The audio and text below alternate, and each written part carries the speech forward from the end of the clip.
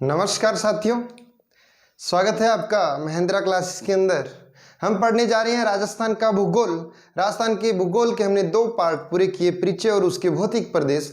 अब बारी आती है राजस्थान के नदी तंत्र की, नदियों की, इसके अपवाह तंत्र की, जलराशियों की। चलिए पढ़ते हैं, शुरू करते हैं राजस्थान का अपवाह तंत्र।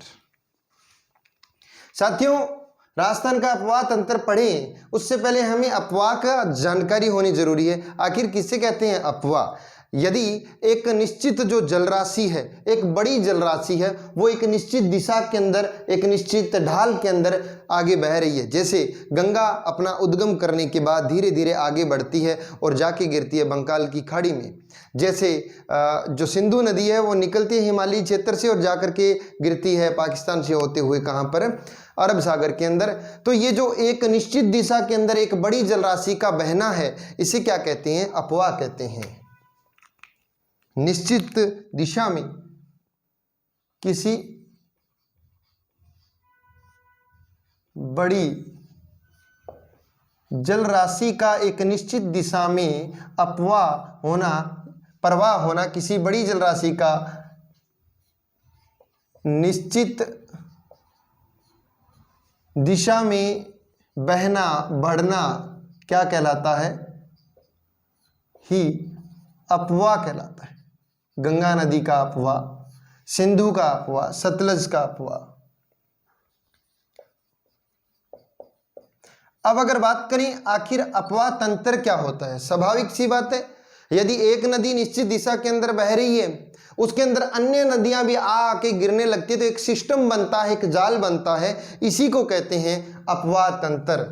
जब बड़ी नदी में या बड़ी जलराशि में सहायक नदियां आकर के गिरने लगती है, सहायक नदियां आकर मिलती है, तो इसे क्या कहेंगे? अपवाह तंत्र। क्या कहेंगे? अपवाह तंत्र। एक जाल बन गया नदियों का तंत्र, एक क्या बन गया? जाल बन गया। कैसे देखते हैं? जैसे यहां पर क्या है? एक नदी ये जा रही है, मान लीजिए ये कौन सी नदी है? ये गंगा नदी जा रही है। कौन सी? गंगा नदी। अब गंगा के अंदर जो सहायक नदियां हैं, जो सहायक है, ये अपवाह का उदाहरण है। अपवाह, एक नदी जा रही है, एक निश्चित दिशा के अंदर जो जल है वो आगे बढ़ रहा है। अब इसके अंदर जो अन्य सहायक नदियां हैं दोनों ओर से आकर के मिलने पर ये जो जाल बन गया, इसी जाल को क्या कहेंगे? अपवाह तंत्र कहेंगे। अपवाह तंत्र। यहां तक आपको कहानी समझ में आई। उसके बाद एक अगला शब्द लिखा है कैचमेंट एरिया। कैचमेंट एरिया वो होता है जहां तक की छोटी नदियों का, एक बड़ी नदी जा रही है, जहां तक की नदियों का वो पानी, वर्षा का पानी जिस भी क्षेत्र से अपने पास ग्रहण कर लेती है, उस जल ग्रहण क्षेत्र को ही कैचमेंट एरिया अंग्रेजी में कहते हैं जल ग्रहण क्षेत्र। इसमें लिख सकते हैं जहां तक के क्षेत्र से नदियों का पानी से पानी या जल एक नदी ग्रहण करती है, उसे क्या कहेंगे? उसे कहेंगे कैचमेंट एरिया। उसे क्या कहेंगे? कैचमेंट एरिया बोलेंगे इस चीज को जहां तक कि क्षेत्र से एक नदी क्या करती है? जल ग्रहण करती है। राजस्थान की हम बात कर रहे हैं। राजस्थान के अंदर मैं आपको बता दूं, चलो उससे पहले हमें यह ध्यान होना चाहिए कि राजस्थान का जो अपवाह तंत्र है उसको कौन प्रभावित करता है? सबसे बड़ा कारक वो प्रभावित करता है अरावली। जो मध्य में, राजस्थान के मध्य में दक्षिण पूर्व से उत्तर पूर्व की ओर जो फैली हुई अरावली पर्वतमाला है, ये इसके पश्चिमी राजस्थान को और पूर्वी साइड के राजस्थान को बांट देती है, यानी नदियों को बांट देती है। जिसका ढाल इस ओर है वो पश्चिम में बहेगी, बाकी नदियां शेष इस ओर बहेंगी, जहां ये मिलती हुई गंगा में, यमुना में और जाके बंगाल की खाड़ी में गिरती है। जो इसके पश्चिम में जाने वाली नदियां हैं वो जाकर के गिरती है नीचे गुजरात से आगे बढ़ते हुए, कहां पर, अरब सागर में। इसका मतलब जो अरावली है ये किसका काम करती है, जल को बांटने का काम करती है। पश्चिम में बहने वाली नदियां और पूर्व में बहने वाली नदियां, पश्चिम की नदियां और इस ओर जाएं तो पूर्व की नदियां, पूर्व की नदियां। कौन कर रही है काम पश्चिम और पूर्व में बांटने का? यानी हम सेम कह सकते हैं कि दो घरों के बीच में एक दीवार होती है, वो किसका काम करती है, बांटने का काम करती है। इस ओर आपका घर है, इस ओर हमारा घर है, वही सिस्टम यहाँ पर है। अरावली से निकलने वाली एक और पश्चिम की नदियां हैं, एक और पूर्व की नदियां हैं, तो अरावली किसका काम करती है? अरावली एक महान जल विभाजक रेखा है। ये प्रश्न बनता है। तो अरावली क्या है? एक महान जल विभाजक रेखा भी है। उसके बाद जो राजस्थान की नदियां हैं ये तीन आधार पर बहती है। एक वे नदियां जो अरब सागर में जाकर के गिरती है, यहां राजस्थान से निकली, जैसे माही नदी है, लूनी नदी, साबरमती नदी है, ये नदियां गुजरात से होते हुए और आगे बढ़ती हुए अरब सागर में जाकर के गिरती है।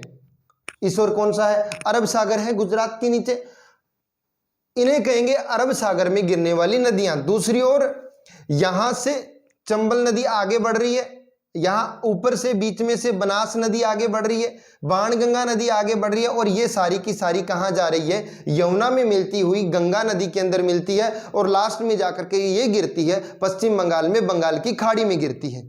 तो इन्हें कहेंगे बंगाल की खाड़ी की नदियां। दो प्रकार हुए। और तीसरी वे नदियां होती है जो ना तो गिरती है बंगाल की खाड़ी में जाकर के और ना ही गिरती है कहां पर जाकर के? अरब सागर में। वे सिर्फ अंदर ही अंदर बहती है, उन्हें कहते हैं आंतरिक नदियां। कौन सी? आंतरिक नदियां। और रही बात आंतरिक की, तो देखिए हमेशा इंसान को बाहरी लोगों पे विश्वास ज्यादा करना चाहिए, दाएं बाएं हाथों पर ज्यादा विश्वास करना चाहिए, या खुद के अंतर्मन पर विश्वास करना चाहिए? तो आप कहोगे अंतर्मन पर विश्वास करना चाहिए। तो जो आंतरिक नदियां हैं उनका प्रतिशत सबसे क्या रहेगा? ज्यादा रहेगा, उनका प्रतिशत सबसे ज्यादा रहेगा। आंतरिक नदियों का प्रतिशत है 60%। राजस्थान में सबसे ज्यादा जो बहने वाली नदियां हैं वो आंतरिक नदियों की रहेगा, आंतरिक नदियों का प्रतिशत रहेगा। उसके बाद अरब सागर में बहने वाली नदियां, क्योंकि अरावली के पश्चिम में अरब सागर में बहने वाली नदियां जाएगी, और अरावली के पश्चिम में हमने पढ़ा था भौतिक प्रदेशों में यहाँ शुष्क रहता है, यहाँ बारिश कम होती है, यानी इस ओर की नदियों में पानी थोड़ा कम ही रहेगा। तो इसका जो प्रतिशत रहेगा अरब सागर की नदियों का वो रहेगा 17%। कितना?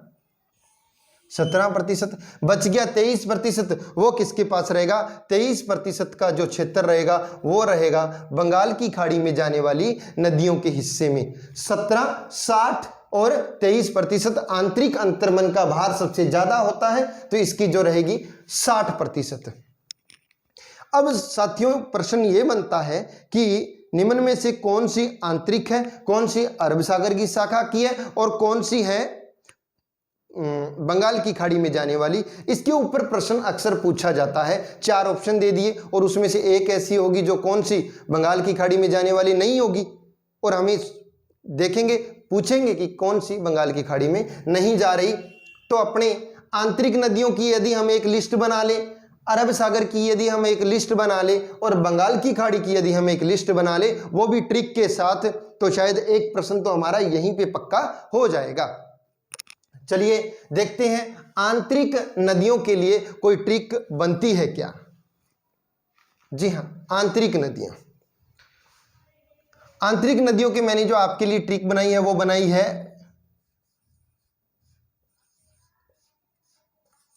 काशी में किसका घर है? रूपा का घर है। काशी में रूपा का क्या है? काशी में रूपा का घर है। काशी में रूपा का घर है। ये चीज हम पढ़ेंगे। काशी में रूपा का घर है, काशी में रूपा का घर है। आंतरिक नदियों की ये ट्रिक है जिसके अंदर का से कांतली नदी, का से कौन सी, कांतली नदी,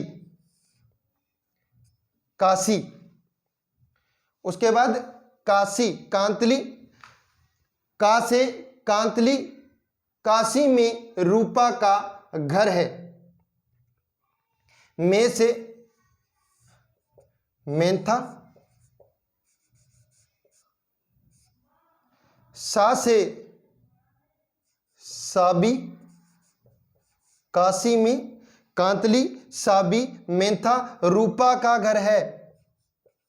रूपा रेल, रूपा से दो लेंगे हम, और दूसरा कौन सा, रूपनगढ़, रूपनगढ़। काशी में रूपा का घर है। कांतली, साबी, में से मेंथा, रूपा रेल, रूपनगढ़, और घर से गग्गर।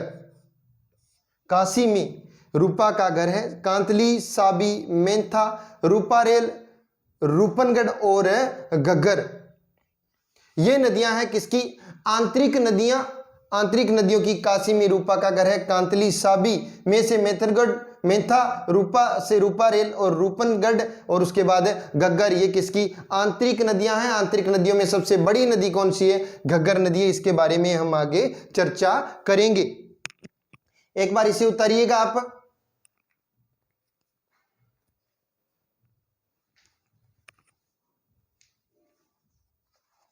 जी हाँ, तो ये थी नदियां जो काशी में रूपा का घर है, आंतरिक नदियां। इसके बाद बात आती है अरब सागर में गिरने वाली नदियां, जो चाहे तो सहायक नदियों के माध्यम से या फिर अंतिम रूप में जाकर के कहाँ गिरती है, अरब सागर में गिरती है। उन्हें कहते हैं अरब सागर की नदियां। इन्हें मैं किसी अलग पेन से लिख देता हूं ताकि आपको ये आसानी से दिख जाए, समझ आ जाए। माँ से माही, सोम, सा से सोजा, सोम, माँ, सोजा, पल में सब ठीक हो जाएगा। इसकी ट्रिक क्या रहेगी अरब सागर की, माँ, सोजा, पल में सब ठीक हो जाएगा। माही, सो से सोम, सोजा, जाखम, पल में पश्चिमी बनास, पल, लय से लूणी। में का कोई इसमें लेना देना नहीं है, सिर्फ हम पढ़ने के लिए। माही, सोम, जाखम, पश्चिमी बनास, लूणी, और सबसे साबरमती, साबरमती।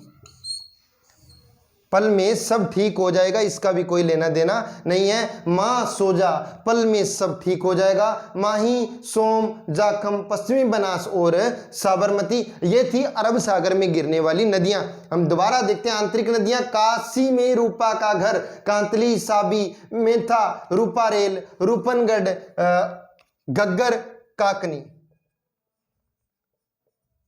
काकनेय, और कौन सा, गग्गर, काकनेय और घग्गर। ये नदियां आंतरिक। माँ, सोजा, पल में सब ठीक हो जाएगा। माही, सोम, जाखम, पश्चिमी बनास, लय से लूणी और साबरमती। अब हम देख लेते हैं कि बंगाल की खाड़ी में गिरने वाली जो नदियां हैं वो कौन सी हैं। चलकाली, वन में गंगा, पार्वती। चलकाली, काली को कह रही है पार्वती, चल काली बन तू गंगा। चल काली बन गंगा, पार्वती वन में खड़ी है, आह आह कर रही है और बैठ गई। उसके पैर दर्द करने लगी, आ करके बैठ गई। चल काली बन गंगा, पार्वती वन में खड़ी है, आ करके बैठ गई। चल से चंबल, काली से काली सिंध, काली से काली सिंध। बन गंगा यानी बाण गंगा, पार्वती से खुद पार्वती नदी है ही। वन में परवन, में का कोई कुछ नहीं है, सिर्फ ट्रिकी है। पार्वती परवन, खड़ी से खारी, आह से आहू, कर से कोठारी, बैठ गई बेड़च।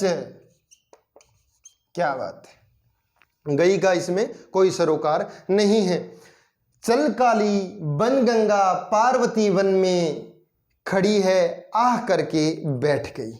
चंबल, काली सिंध, बाण गंगा, पार्वती, परवन, खारी, आहू, कोठारी, बेड़च, ये नदियां थी बंगाल की खाड़ी में बहने वाली। यदि हमें इन 3 ट्रिकों को याद कर लिया तो हमारा एक प्रश्न पक्का हर कंपटीशन के अंदर जरूर रहता है। और ये थी काशी में रूपा का घर है, कांतली साबी में था, रूपा से रूपा रेल, रूपनगढ़, काकनेय, गग्गर। ये हुई किसकी बातें, नदियों के विभाजन की। और अब बात करते हैं कि जो कैचमेंट एरिया, इनमें से राजस्थान की जो नदियां हैं उसमें कैचमेंट एरिया सबसे ज्यादा किसका है। तो जो कैचमेंट एरिया सबसे ज्यादा रहेगा वो रहेगा BLCM। BLCM सबसे ज्यादा नंबर 1 पे, 2 पे, 3 पे, 4 पे जो कैचमेंट एरिया है वो सबसे ज्यादा किसका है राजस्थान में, बनास। उसके बाद लूणी, जल ग्रहण क्षेत्र की बात है। उसके बाद C से चंबल और उसके बाद M से माही।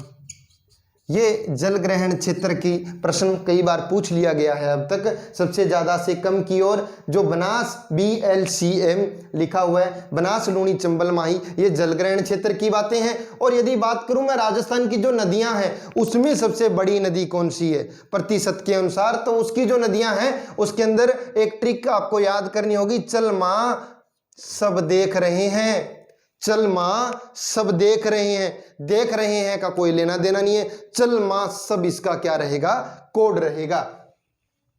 चल से चंबल,